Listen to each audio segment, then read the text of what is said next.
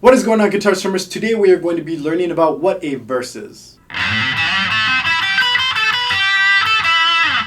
Now before I go any further, I want you to understand that there are different ways a verse can be written. You can write a 2-line verse, 4-line verse, 6-line verse. It goes on for a while. Depending what genre and artist you're listening to can matter as well. It's good to know that a verse has patterns, from how the words have strong and weak beats on each line, to how they carry a certain flow from line to line. A verse can have every other line rhyme, or it can have the first 4 out of 5 lines rhyme instead. It just depends, because music is all about how patterns work within the song and how they are connected together. So if the artist knows it or not, they will still be following some sort of pattern to how their song is written. Now with that being said, I'm going to give you a general overview of what a verse can be. First of all, a verse is also known as a stanza. It gives detail and helps paint a mental picture of where the song is going. The lyrics change in each verse, so you can label them verse 1, verse 2, verse 3, so on and so forth.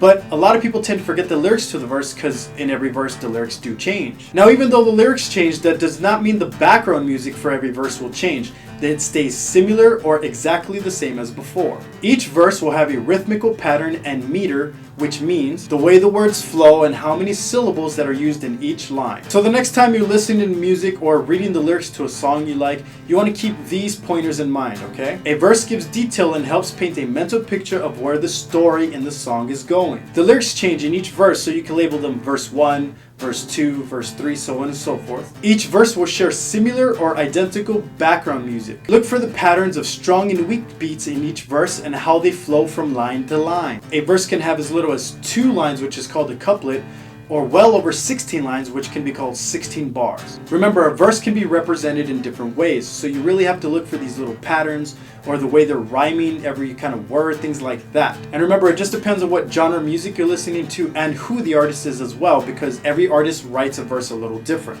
Make sure you read the lyrics and listen to the song a couple times, and you can usually tell where the verses are just because it's usually telling the story of the song, but it's not the main part of the song. And once again, people tend to forget the lyrics for this reason. I know I do. I have a lot of trouble trying to remember all the lyrics to the song if it's not repeated constantly. Thank you for watching, and I will see you on the next video.